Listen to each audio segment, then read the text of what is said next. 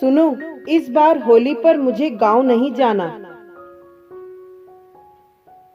अगर सासू माँ का फोन आए तो कुछ ना कुछ बहाना बना देना। सीमा ने अपने पति रमन से कहा। हाँ यार, इस बार गांव जाने का मन मेरा भी नहीं है। हम दोनों ही जानते हैं कि हमें गांव क्यों नहीं जाना, रमन ने कहा। पुरानी रंजिश को लेकर आज भी पापा और ताऊजी के बीच बोलचाल बंद है। मैंने कितनी बार पापा से कहा है कि आपके और ताऊजी के बीच जो भी पुरानी रंजिश थी जमीन जायदाद को लेकर, उसे अब भूल भी जाओ। लेकिन पापा हैं कि आज भी पुरानी बातों को लेकर बैठे हैं। बड़े लोगों की बातों में हम बच्चे पिसकर रह जाते हैं। ना तो चचेरे भाई बहनों के साथ खेल सकते और ना ही कहीं आ जा सकते थे। अगर जरा सा भी आपस में बच्चे एक साथ बोल भी ले तो बस, उधर तो ताऊजी अपने बच्चों को मारते और इधर मेरे पापा। दोनों घरों के बीच ऐसा लगता था जैसे भारत पाक के बीच रेखा खींची है। वैसे ही हमारे परिवार वालों के बीच न जाने कब जंग का ऐलान हो जाए। जाने वाले चले गए, लेकिन ताऊजी और पापा के बीच आज भी मनमुटाव व बोलचाल बंद है, रमन ने पुरानी बातों को याद करते हुए कहा। तुम सही कह रहे हो रमन, बिल्कुल पास पास मकान है ताऊजी का और हमारा। जब होली और दिवाली पर गांव जाते हैं तो मेरा भी मन करता है कि सासू माँ के साथ ताई जी के घर जाऊं और उनके साथ बातें करूं, उनका आशीर्वाद लूं। लेकिन ऐसा कुछ नहीं होता। एक बार मैंने सासू माँ से कहा कि चलो माँ जी, आज हम ताई जी के घर चलते हैं। दिवाली की मिठाई और शुभकामनाएं देने, और उनके बेटे बहू आए हैं तो उनसे भी मिल लेंगे। लेकिन सासू माँ ने मुझे फटकार लगा दी कि खबरदार, कभी भी उन लोगों का अगर तुमने नाम लिया तो मेरे से बुरा कोई नहीं होगा। इतनी जोर की फटकार से मैं डर गई और ताई जी से मिलने का विचार मैंने त्याग दिया। बस इसीलिए 30 त्योहारों पर जाने का मन नहीं करता है। आखिर 30 त्योहार होते ही इसलिए हैं कि परिवार वालों के बीच प्यार, प्रेम और सम्मान बढ़ता रहे।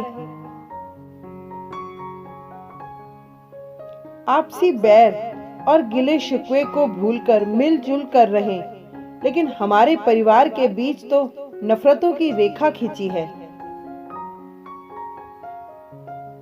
उसे कितना भी कम करने की कोशिश करो, बढ़ती ही नजर आती है। इसलिए मुझे नहीं जाना गांव, सीमा ने गुस्सा करते हुए कहा। दोनों पति पत्नी बात कर ही रहे थे कि इतने में फोन बजा। हेलो रमन, होली पर आ रहे हो ना? रमन के पिताजी ने कहा। रमन कुछ कहता इससे पहले ही कॉल कट गया। रमन ने सीमा से कहा, पिताजी का फोन था, होली पर गांव बुला रहे हैं। मना करूं या क्या करूं, कुछ समझ नहीं आ रहा। मना करूंगा तो लगेगा कि एक ही बेटा है, उसके पास भी माता पिता के लिए वक्त नहीं है, और मुझे बिन परिवार के अब की बार होली नहीं मनानी है। मुझे इस बार होली पर ऐसा रंग लगाना है जो पुरानी दूरियों को नजदीकियों में बदल दे, रमन ने कहा। तभी सीमा ने कहा, अगर हम पिताजी को समझाएं तो शायद उन्हें समझ आ जाए। वो सारी बीती बातों को भूलकर भाई भाई एक हो जाएं। क्योंकि हमने कभी कोशिश भी तो नहीं की पिताजी को समझाने की, बस वो हमें डांटते और हम चुप हो जाते थे। अब हम भी समझदार हो गए हैं, उन्हें शायद हमारी बात समझ में आए। ताऊजी के बेटे बहुएं भी तो हमसे बोलते हैं कि हम भी दोनों परिवारों को एक करना चाहते हैं, फिर तो आसानी होगी हमें। कुछ वो लोग मेहनत करें, कुछ हम, और मेहनत जरूर रंग लाती है, सीमा ने विश्वास के साथ कहा। रमन ने अपने पिताजी को फोन किया और कहा, हम होली पर गांव आ रहे हैं। यह सुनकर रमन के पिताजी खुश हो गए। सीमा ने गांव जाने की तैयारी की और शाम की गाड़ी से ही गांव जाने का निश्चय किया। दोनों खुश थे और भगवान से अर्जी लगाने लगे कि हे भगवान, हमारे परिवार वालों को एक करने में हमारी मदद करना। रमन और सीमा शाम को बस से गांव निकल गए। 4 घंटे का सफर तय करके रमन और सीमा जब गांव पहुंचे तो गांव के लोगों के चेहरे खिल उठे। रमन और सीमा को देखकर माता पिता का रोम रोम खिल उठा। रमन और सीमा ने माता पिता के चरण स्पर्श करके आशीर्वाद लिया। तभी रमन ने बोला, मैं ताऊजी और ताईजी से भी मिलकर आता हूँ। यह सुनकर पिता मोहनलाल जी रमन से कहने लगे, कोई जरूरत नहीं है उसके घर जाने की। तू भूल गया क्या कि हम लोगों का उनसे कोई लेना देना नहीं है? फिर आज किस लिए उनके घर जाना है?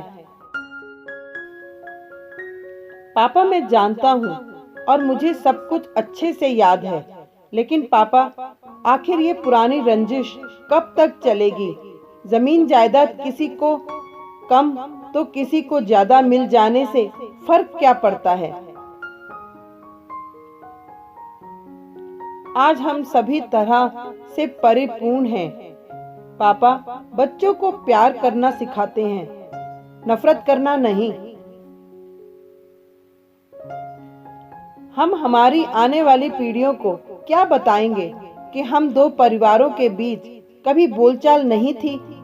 फिर हमारे बच्चे कैसे संयुक्त परिवार में रहना सीखेंगे?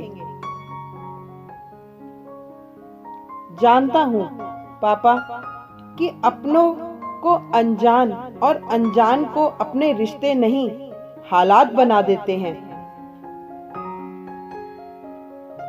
दादा दादी तो गए और उन्होंने अपनों को अपनों का ही दुश्मन बना दिया। इसलिए पापा, जो हुआ उसे भूल कर हमें नए रिश्तों की शुरुआत करनी चाहिए। अब आप लोग भी अकेले रहते हैं और ताऊजी और ताईजी भी। उनके बच्चे भी तीज त्योहारों पर आते हैं और हम भी। अब आप ये सोचिए, कभी भी रात में किसी की तबीयत बिगड़ जाए या फिर कोई मुसीबत आ जाए तो आप दोनों एक दूसरे का सहारा बन सकते हो,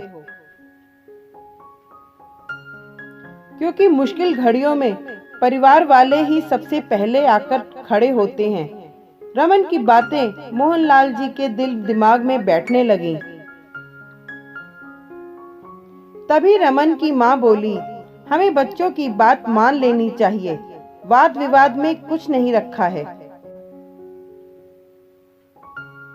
रमन की माँ ने हाथ में गुलाल की थैली उठाई और कहा, मैं जा रही हूँ। जो रिश्ते कई सालों से फीके पड़े थे उनमें प्रेम और सम्मान का रंग भरने।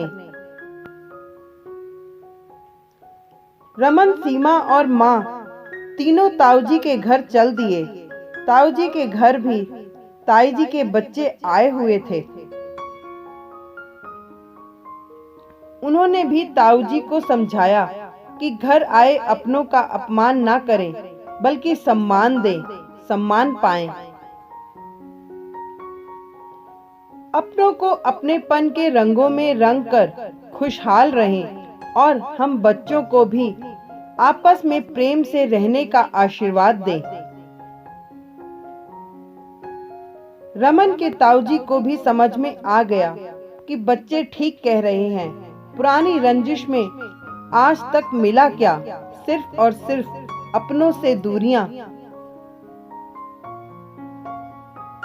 लेकिन जब बच्चों ने इन दूरियों को कम करने के लिए कदम बढ़ाया है, तो हमें भी कदम आगे बढ़ाने चाहिए। इतने में रमन के पिताजी भी आ गए थे, मिठाई का डब्बा लेकर। सभी के चेहरे खिलखिला रहे थे कि एक होने में जो खुशी मिलती है, वो अलग अलग रहने में नहीं। दोनों परिवारों के बच्चों ने कोशिश की तो उनकी कोशिश रंग लाई और रिश्तों में नजदीकियां आ गईं। सभी ने एक दूसरे को गले लगाया और प्रेम से रंग लगाकर एक हो गए। रमन और सीमा ने कहा, सही मायने में होली का अर्थ ही यही है कि नफरत और आपसी रंजिश को भुलाकर प्रेम के रंग में रंग जाना। आज भी न जाने कितने ही परिवार पुरानी रंजिशों की वजह से एक नहीं हो पाए हैं। लेकिन अगर बच्चे और बड़े कोशिश करें परिवार वालों को एक करने की, तो जरूर एक हो जाएंगे। क्योंकि सभी जानते हैं कि इंसान के साथ कुछ नहीं जाता है, बस साथ जाता है तो व्यवहार और प्रेम। इसलिए इस बार होली पर गिले शिकवे भूलकर अपनों को प्रेम का रंग लगाइए और रिश्तों में आई दूरियों को नजदीकियों में बदल दीजिए। Thank you.